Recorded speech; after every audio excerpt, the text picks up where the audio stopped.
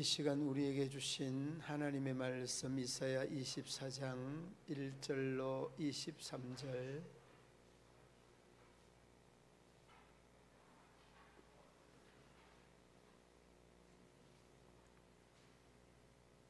보라, 여호와께서 땅을 공허하게 하시며 황폐하게 하시며 지면을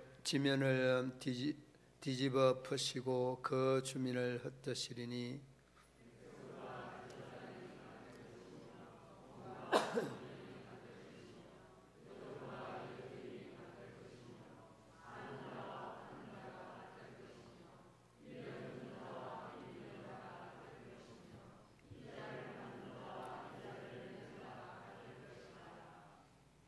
땅이 온전히 공허하게 되고 온전히 황무하게 되리라. 여호와께서 이 말씀을 하셨느니라.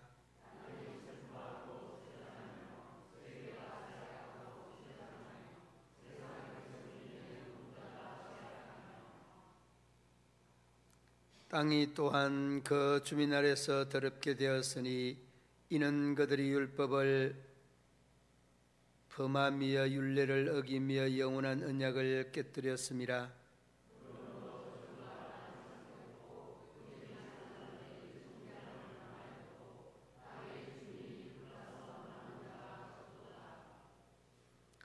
새 포도즙이 슬퍼하고 포도나무가 세잔하며 마음이 즐겁던 자가 다 탄식하며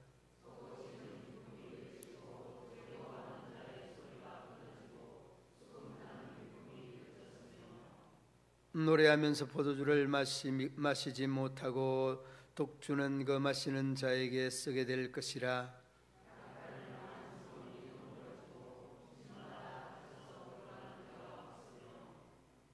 포도주가 없으므로 거리에 부르짖으며 모든 즐거움이 사라졌으며 땅의 기쁨이 소멸되었도다.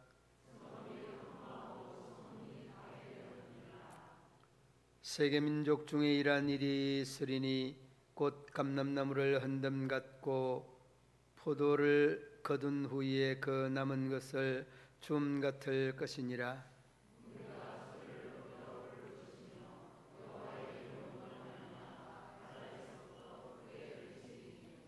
그러므로 너희가 동방에서 여호와를 영화롭게 하며 바다 모든 섬에서 이스라엘의 하나님 여호와의 이름을 영화롭게 할 것이라.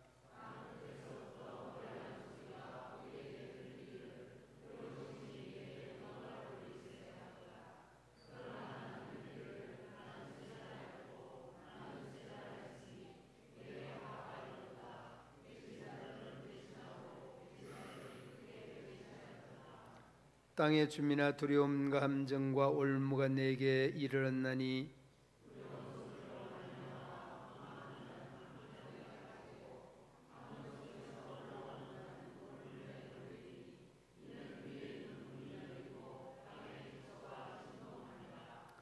땅이 깨지고 깨지며 땅이 갈라지고 갈라지며 땅이 흔들리고 흔들리며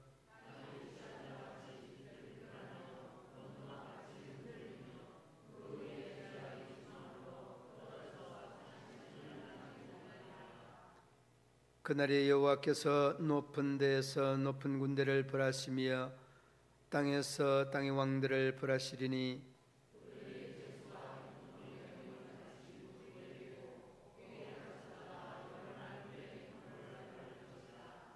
그때에 달이 수치를 당하고 해가 부끄러워하리니 이는 만군의 여호와께서 시온산과 예루살렘에서 왕이 되시고 그 장로들 앞에서 영광을 나타내실 것입니다. 아멘. 특송해 주시겠습니다.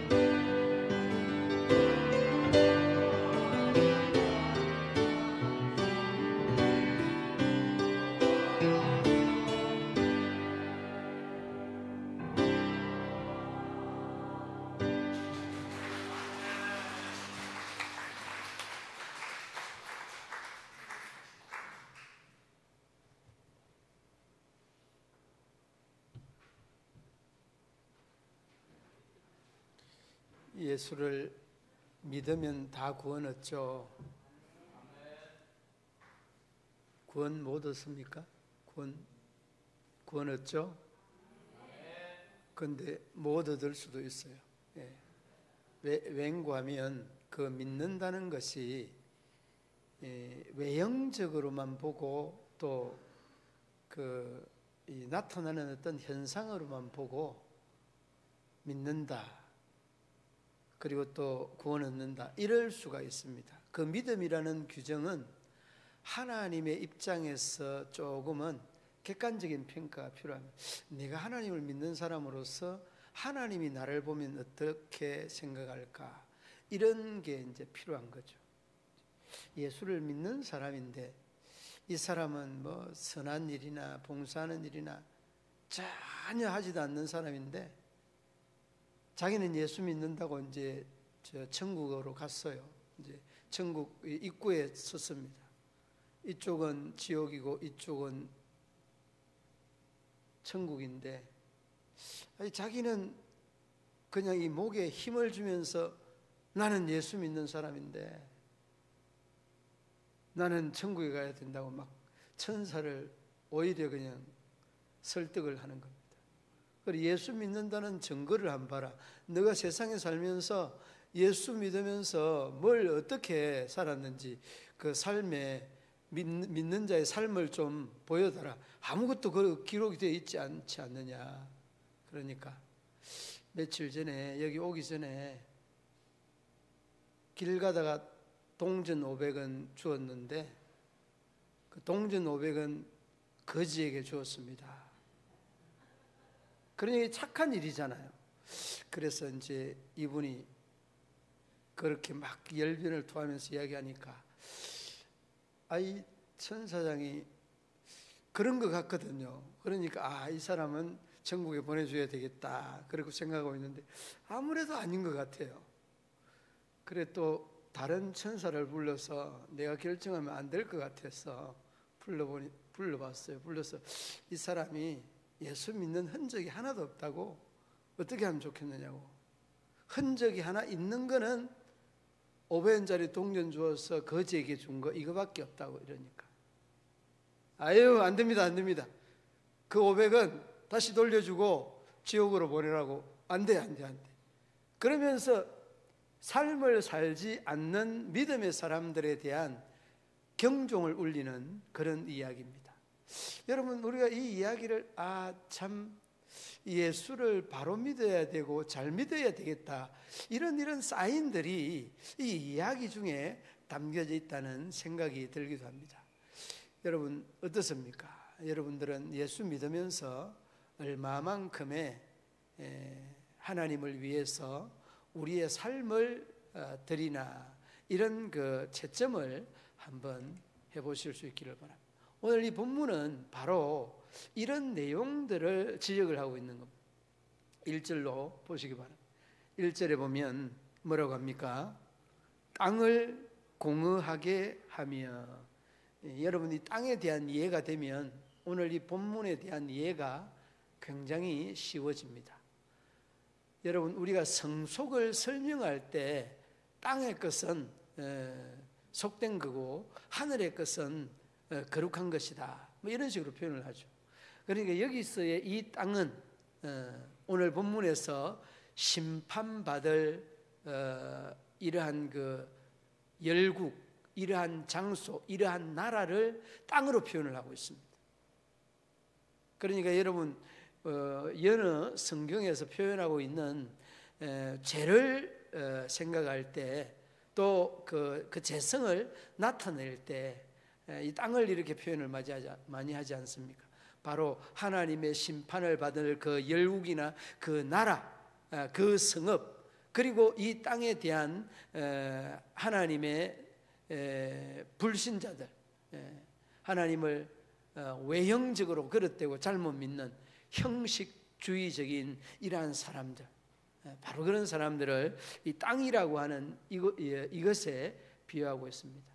여러분, 이사야 선지자가 뭐 이방에서 예언 활동을 한 것이 아니라 이 유다와 이스라엘, 이 이스라엘과 유다에서 이렇게 선지자 활동을 이스라엘의 상관 믿음의 사람들에게, 너희들이 바로 서지 아니하면, 회개하지 아니하면 하나님의 심판이 있을 거다.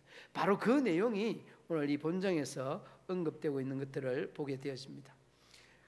그리고 여러분 이 1절 말씀에서 땅을 공허하게 하며 황폐하게 하시며 지면을 뭐 한다고 하십니까?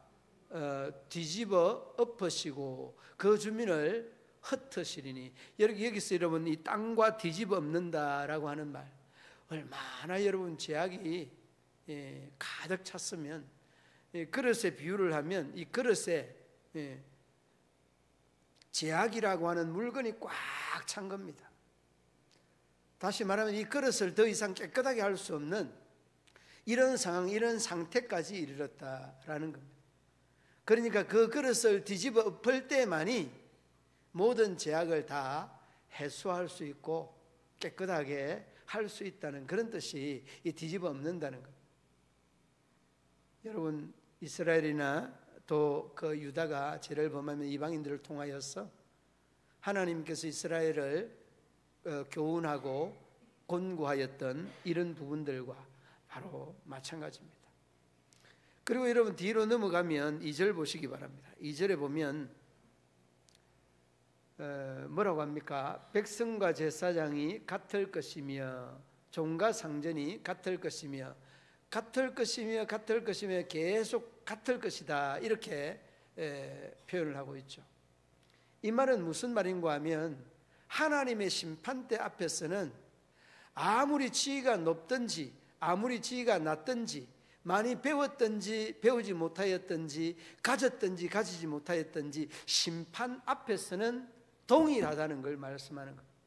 여러분 이것이 하나님 앞에선 우리 인간의 현 주소를 적나라하게 보여주고 있는 그런 부분입니다. 다만 여러분 가졌든지 가지지 못하였든지 그게 기준이 아니라 얼마만큼의 죄가 있느냐, 그리고 얼마만큼의 하나님 앞에서 회개를 했느냐, 이게 여러분 틀리면은 틀린 점입니다. 그러니까 인간의 인간됨에 대한 죄악으로 뒤범벅이 되어 있는 이 면면들을 정말 상세하게 2절에서 다 같다 이렇게 말씀하지 않습니다. 그리고 여러분 3절로 내려가기 전에 다 같다라고 하는 이런 표현이 조금은 못마땅하신 분들도 있습니다. 그렇게 새벽 예배 드리고 그렇게 봉사 많이 하고 그렇게 기도 많이 하고, 그런데 여러분 그렇게 기도 많이 하고 봉사 많이 하는 사람은 예외인 겁니다. 여기는 여러분 이 땅이라고 하는 것은 심판받을 열국과 심판받을 사람과 심판받을 나라에 대한 것이지, 여러분 섬기고 봉사하고 예배하고 기도하는 사람들은 이미 열애되어 있는 겁니다. 이걸 여러분 기억을 해야 돼요. 그러니까 여러분 조금은 불편하지 아니하여도 됩니다. 아이고 나도 그러면 이런 심판을 받는 거냐? 아닙니다. 믿음의 사람들은 구별된다는 그런 의미죠. 그리고 여러분 3절로 넘어오면 3절에서 그렇게 말하면 땅이 온전히 공허하게 되고 온전히 황무하게 되리니 여호와께서 이 말씀을 하셨느니라. 여러분 그 마지막 부분에 이 말씀을 누가 했습니까? 누가 이 말씀을 하였죠? 여호와께서라고 말합니다. 여러분 이 말씀은 무엇을 의미하는가 하면 계시의 확실성을 명확하게 하고 있는 말씀입니다. 하나님이 말씀하셨다는, 이사야 선지자가 말씀을 하지만은 이 이사야 선지자는 하나님의 말씀을 받고 우리가 신탁, 하나님의 명을 부탁을 받고 사람들에게 알려주는 것이 예언자들이 해야 되는 말인데, 바로 이 선지자 예언자들이 하나님의 신탁을 받고 이 선포하는 것이 예언 아닙니까? 그러니까 여러분 이것은 명확하게 분명하게 하나님께서 있을 것이라고 하는 것을 심판이 있을 것이라고 하는 것을 명확하게 말씀하고 있는 겁니다. 그러므로 여러분, 우리가 이 말씀을 받아들일 때에 나에게 하는 말씀이라는 것을 한순간도 잊지 마시기를 바랍니다. 그리고 여러분 뒤로 4절, 5절, 6절 쭉 땅이 슬퍼하고 땅이 또한 그 주민 아래서 더럽게 되고, 6절 땅을 삼켰고 땅의 주민이 불타서 남은 자가 적도다. 이렇게 쭉 넘어가고 있죠. 6절까지 쭉 넘어가고 7절 보시기 바랍니다. 7절에 보면 새 포도즙이 슬퍼하고, 여러분 이 말이 좀 어렵긴 하죠, 그렇죠? 새 포도즙이 슬퍼하고. 여러분 이스라엘 백성들에게는 이 포도즙은 그냥 양식입니다. 그리고 여러분이 그 육고기를 먹는 분들에게는 이게 양식처럼 없으면 안 됩니다. 간호원인잔치에 여러분 뭐가 떨어졌습니까? 포도주가 떨어졌잖아요. 잔치집에 포도주가 없다는 건 말이 안 되는 말이죠. 물론 포도주를 만드는 이런 사건도 이들의 생활 문화를 알지 못하면 우리가 예수님이 어떻게 포도주를 만들어서 사람들에게 술을 마시게 한다 이렇게 말할 수 있습니다. 그렇지 않습니다. 예. 그러니까 여러분 여기서 그 7절에서 말하는 포도즙이 슬퍼한다는 것은 저희들의 즐거움이 이제는 사라졌다는 그런 뜻입니다. 포도즙이 슬퍼한다는 것은 이제는 저희들의 즐거움이 이제는 사라져버리고 그 즐거움이 슬픔으로 남았다는 그런 의미니까 바로 이 7절에 새 포도즙이 슬퍼한다는 그런 의미입니다. 왜 슬퍼하는 이런 현상이 일어나는 겁니까? 심판이 저들에게 주어졌기 때문입니다. 인간을 즐겁게 하는 그 모든 것을 하나님이 다 제거한다라고 하는 그런 말씀입니다. 뒤로 이어지는 내용도 마찬가지죠. 포도나무가 세잔하고 마음이 즐겁던 자가 단식한다. 이제는 다 우리의 행복이나 즐거움이 다 사라졌다라고 하는 것을 우리에게 말씀해 주고 있는. 그리고 8절도 마찬가지입니다.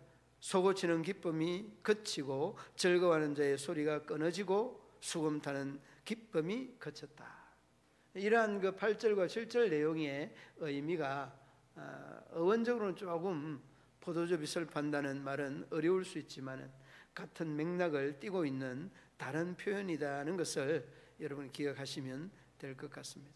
그리고 9절 말씀, 노래하면서 포도주를 마시지 못하고 독주는 그 마시는 자에게 쓰게 될 것이다. 이렇게 그냥 그 즐겁고 기쁜 날들이 완전히 사라져버린다는, 근본이 사라져버린다는 그런 의미입니다. 여러분 우리가 이러한 것들을 모두 다 못한다 할지라도 여러분이 기뻐할 수 있는 그 기쁨의 근원이 무엇이어야 되느냐, 그게 믿음이어야 되고 그게 예수 그리스도여야 되고 그것이 기쁨의 원천이 복음이어야 된다는 것. 이를 여러분 누누하게 우리에게 각인시키고 우리에게 계속해서 세뇌를 시킬 때에 우리가 영적인 기쁨을, 우리의 신앙적인 기쁨을 누릴 수 있게 된다는 것. 그러므로 여러분 우리가 때로는 세상 사람들과 같이 물질적인 것, 명예적인 것, 이런 것들 가지고, 이런 것들에 대한 가치관 가지고 즐거움이 더해지고 덜해지고 하는 것이 아니라 예수님을 더 잘 믿고 못 믿고라고 하는 여기서 우리의 즐거움이 가감이 될 수 있다는 이런 신앙적인 확신들이 여러분들이 있으시기를 바랍니다. 그리고 여러분 그 8절 이후에 9절, 10절 다 그런 내용입니다. 그런 내용으로 쭉 거쳐서 오늘의 제목이 주어졌죠. 여호와의 위엄으로라고 하는 14절 말씀 한번 보시기 바랍니다. 무리가 소리 높여 부를 것이며 여호와의 위엄으로 말미암아 바다에서부터 크게 외치리니. 여러분 이 여호와의 위엄이라는 바로 이것이 이스라엘 백성들로 하여금 노래하게 하고 찬양하게 하고 경배하게 한다는 말씀입니다. 노래하고 찬양하고 경배하게 하는 것은 하나님의 위엄이 있기 때문에 그런 것입니다. 여러분 15절, 16절, 17절 한번 보시기 바랍니다. 15절 말씀에도 여호와를 영화롭게 하며, 마지막 부분에 여호와의 이름을 영화롭게 할 것이라. 16절 말씀에 땅 끝에서부터 노래하는 소리가 우리에게 들리기를 의로우신 이에게 영광을 돌리게 하소서. 여러분, 여호와의 위엄이 있기에 이런 찬양, 이런 노래가 가능할 수 있다는 거죠. 그러므로 여러분 마음속에, 생각과 의식 속에 우리 하나님의 위엄이 늘 우리 앞에 있어져서 우리가 잊어버리고 생각하는 것들이 있다 할지라 하나님 결코 우리를 잊지 아니하시고 기억하신다는 이런 생각들을 늘 가지실 수 있기를 바랍니다. 그리고 뒤로 이어지는 내용, 16절 말씀 후반부에 보면 이렇게 말하면 나는 세잔하였고 라고 하는, 상당히 다르죠. 나는 세잔하였고, 그 다음에 또 나는 내게 화가 있도다.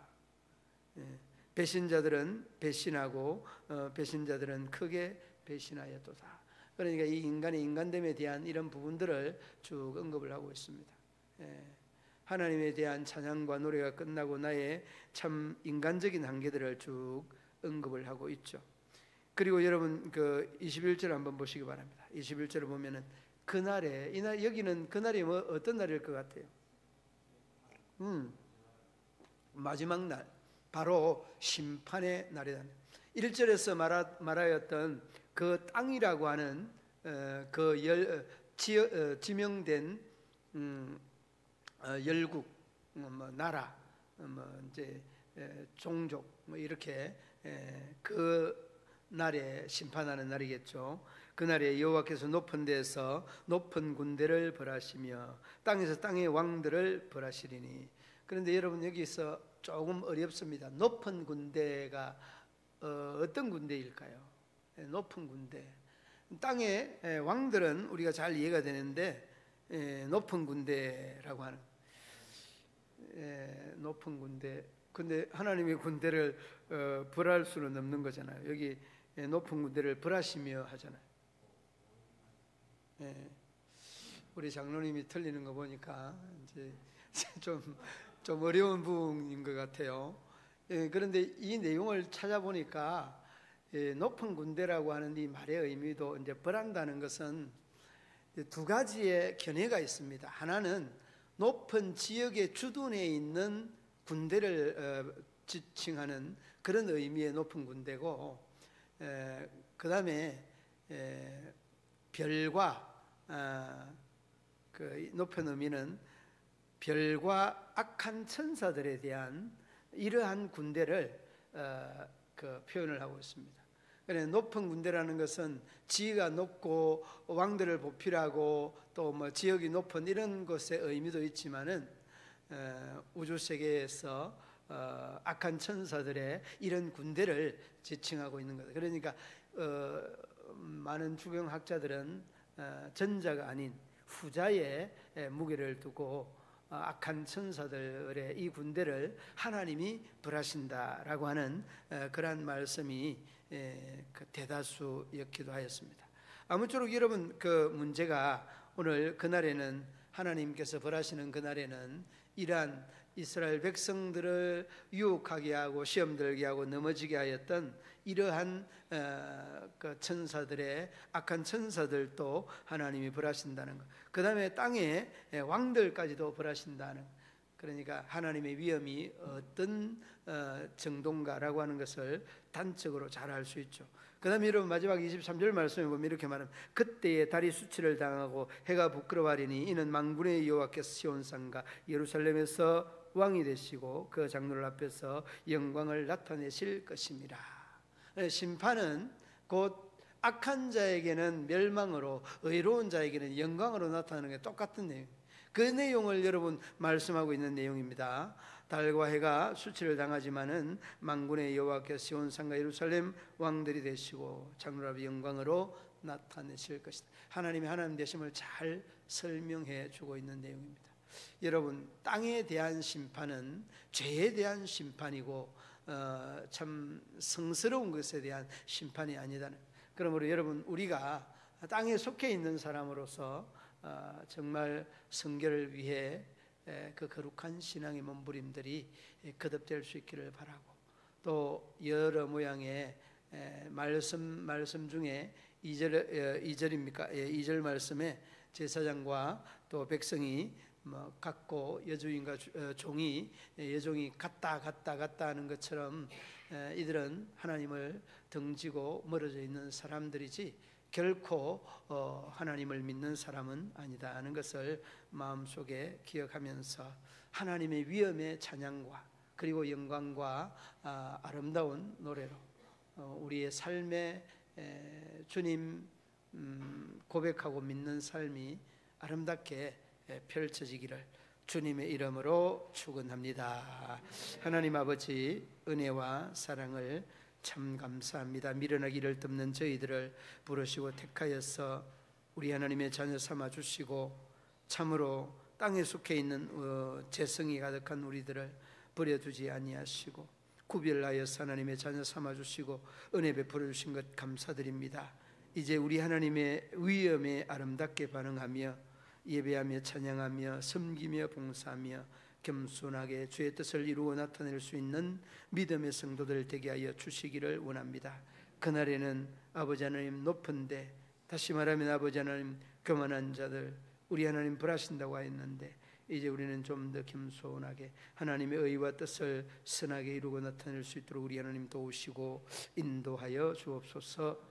예수님 이름으로 기도드리옵나이다. 아멘. 380장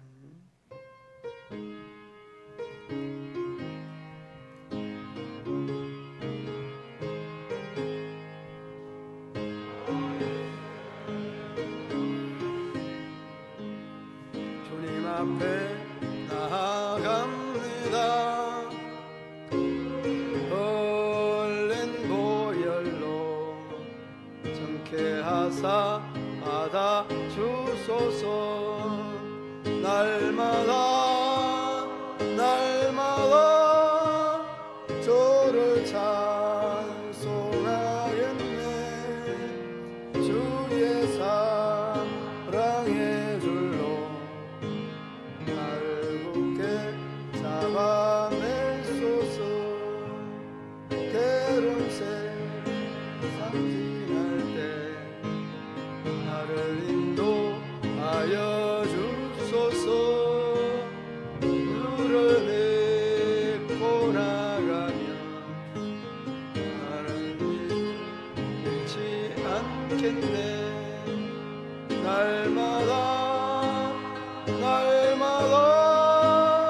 주를 찬송하겠네.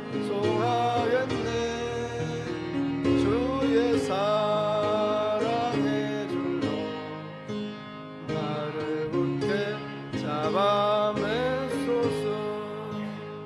괴로움과 끌 때에 주를 더욱 사랑합니다.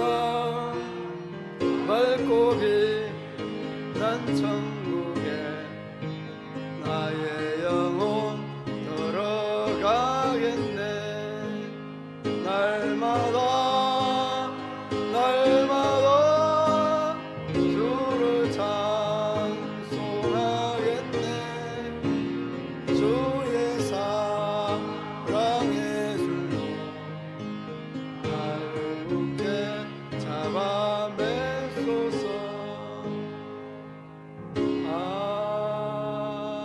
아멘. 전후좌우의 인사 나누시겠습니다.